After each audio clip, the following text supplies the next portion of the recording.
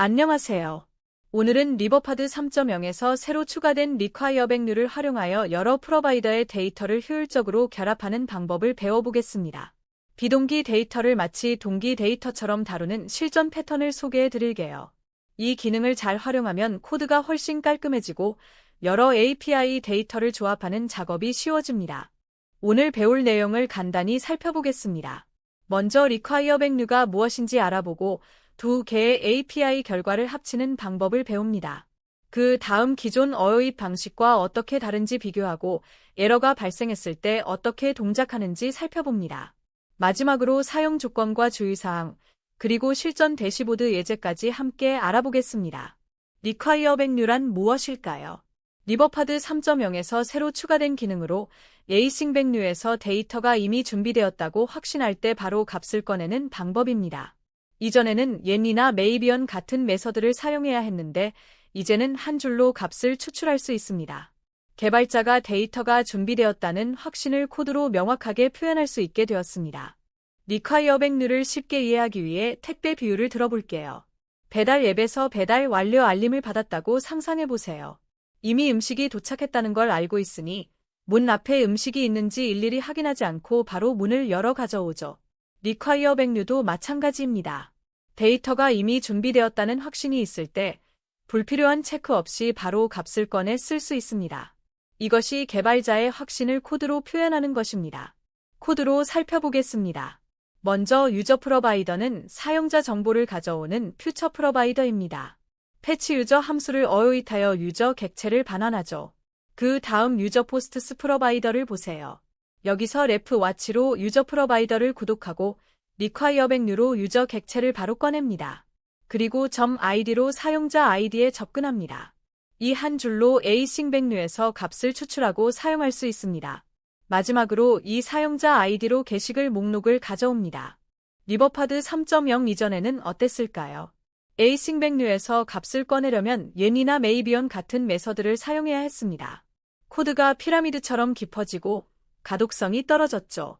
특히 여러 프로바이더를 조합할 때는 코드가 거의 읽을 수 없을 정도로 복잡해졌습니다. 분명히 데이터가 준비되었다는 걸 개발자는 알고 있는데 리버파드에게 그걸 설명하기 위해 불필요한 보일러플레이트 코드를 작성해야 했습니다. 이제 두 개의 API 결과를 합치는 방법을 알아보겠습니다.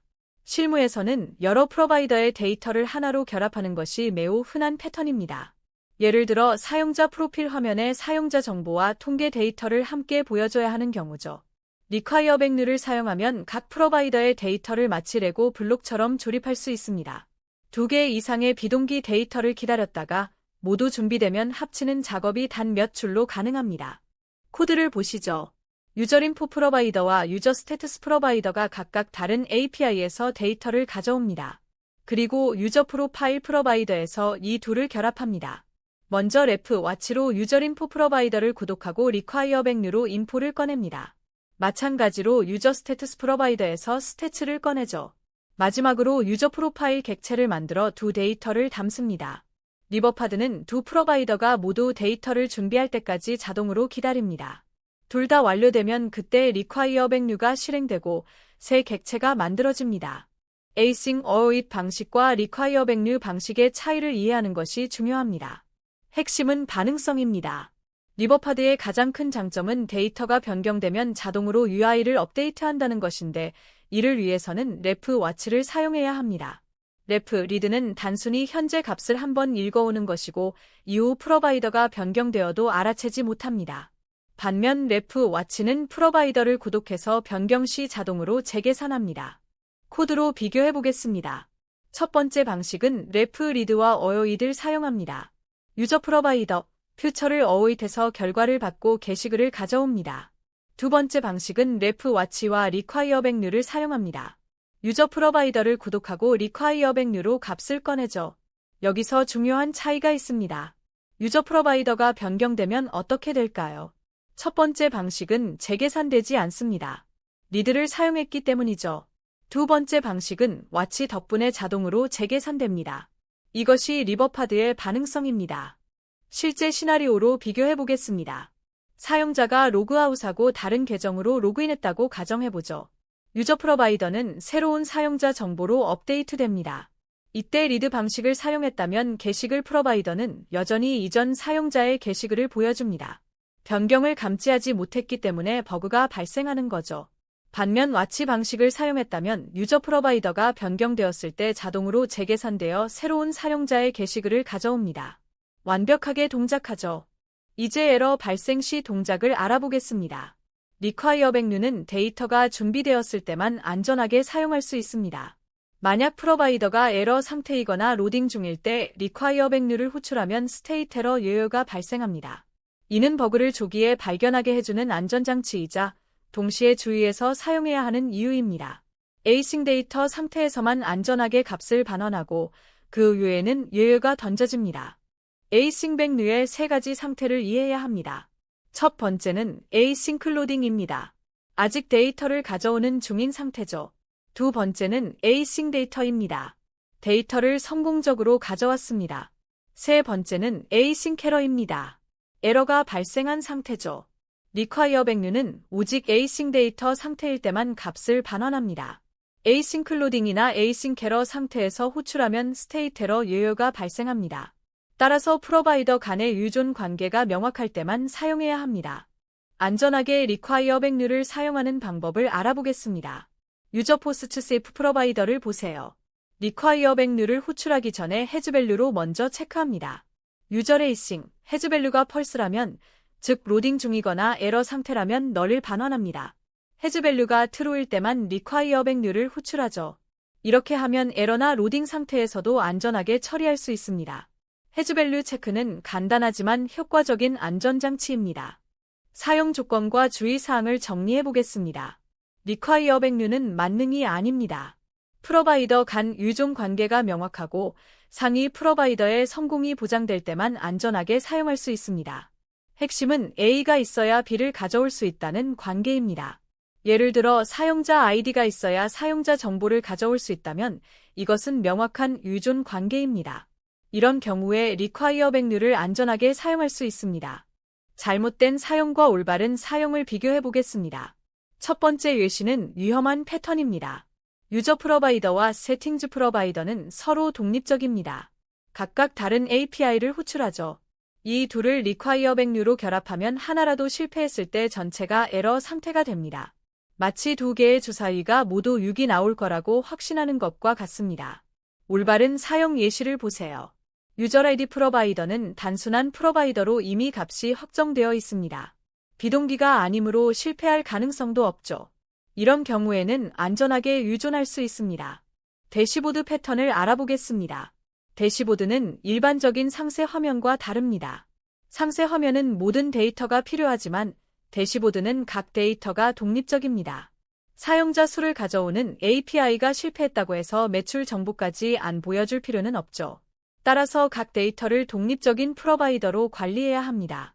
하나의 API가 실패해도 다른 데이터는 정상적으로 표시되어야 좋은 사용자 경험을 제공할 수 있습니다. 대시보드 UI 구현 코드를 살펴보겠습니다. 대시보드 스크린에서 유저 카운트 프로바이더와 토데이 세일즈 프로바이더를 각각 와치합니다. 중요한 점은 각 프로바이더를 옌 메서드로 개별 처리한다는 것입니다. 유저 카운트 에이싱 옌으로 사용자 수를 표시하는데 데이터일 때는 텍스트로 보여주고 로딩일 때는 로딩 인디케이터, 에러일 때는 에러 메시지를 표시합니다. 매출도 마찬가지로 개별 처리합니다. 이렇게 하면 하나의 API가 실패해도 다른 정보는 정상적으로 표시됩니다. 부분 실패에도 견고한 UI를 만들 수 있죠. 때로는 부분 결합이 필요할 때도 있습니다. 예를 들어 평균 주문 금액을 계산하려면 매출과 주문 수가 모두 필요합니다. 이런 경우에는 해즈밸류로 먼저 체크해야 합니다. 두 프로바이더가 모두 해즈밸류를 만족하는지 확인하고 그때만 리콰이어 백류를 호출하려 계산합니다. 하나라도 준비되지 않았다면 널을 반환하거나 로딩 상태로 유지하면 됩니다. 이 패턴을 사용하면 안전하게 여러 데이터를 결합할 수 있습니다. 그렇다면 레프 리드는 언제 사용할까요? 레프 리드는 이벤트 핸들러나 버튼 클릭 시 사용합니다. 예를 들어 저장 버튼을 눌렀을 때 현재 사용자 정보를 한 번만 읽어오는 경우에 적합합니다. 이런 경우에는 구독할 필요가 없으므로 리드가 맞습니다. 하지만 프로바이더 간의 유존 관계를 표현할 때는 항상 와치를 사용해야 합니다. 이것이 리버파드를 제대로 활용하는 방법이죠. 리드는 일회성 작업, 와치는 지속적인 구독이라고 기억하세요. 대시보드에서 에러가 발생했을 때의 처리 전략을 알아보겠습니다. 두 가지 방법이 있습니다. 첫 번째는 인라인 에러 메시지입니다. 각 위젯 자리에 작은 에러 메시지를 표시하는 거죠. 데이터를 불러올 수 없습니다. 같은 메시지를 보여주고 다른 데이터는 정상적으로 표시합니다. 두 번째는 재시도 버튼입니다. 에러가 발생한 위젯에 다시 시도 버튼을 추가합니다. 사용자가 클릭하면 레프 인밸러데이트를 호출해서 해당 프로바이더만 다시 로드합니다. 이렇게 하면 전체 화면을 새로 고침하지 않아도 됩니다. 대시보드 데이터를 주기적으로 새로 고침하는 패턴도 알아보겠습니다. 예를 들어 30초마다 최신 데이터를 가져오고 싶다면 타이머와 레프 인밸러데이트를 조합하면 됩니다. 타이머, 피리아딕으로 30초마다 각 프로바이더를 인밸러데이트하면 자동으로 재조회됩니다. 사용자는 항상 최신 데이터를 볼 수 있고 수동으로 새로 고침 버튼을 누르지 않아도 됩니다. 실시간 대시보드를 구현할 때 매우 유용한 패턴입니다. 마지막으로 핵심 체크리스트를 정리해드립니다. 리콰이어 백류를 사용하기 전에 스스로에게 물어보세요. 첫째, 이 프로바이더는 상위 프로바이더가 성공했을 때만 실행되는가? 둘째, 상위 프로바이더의 데이터가 반드시 필요한가? 두 질문에 모두 예라고 답할 수 있다면 리콰이어 백류를 사용하세요. 그렇지 않다면 해즈밸류 체크를 추가하거나 옛 메서드를 사용하는 것이 안전합니다. 이 체크리스트만 기억해도 대부분의 실수를 피할 수 있습니다. 오늘 배운 내용을 정리해 보겠습니다. 리콰이어 백류는 리버파드 3.0에서 추가된 강력한 기능으로 에이싱 백류에서 값을 한 줄로 꺼낼 수 있게 해줍니다. 레프 와치와 함께 사용하면 반응성을 유지하면서도 깔끔한 코드를 작성할 수 있습니다. 하지만 데이터가 준비되었다는 확신이 있을 때만 사용해야 합니다. 대시보드처럼 독립적인 데이터를 다룰 때는 각 프로바이더를 개별 처리하는 것이 좋습니다. 오늘 배운 패턴들을 실제 프로젝트에 적용해 보세요. 감사합니다.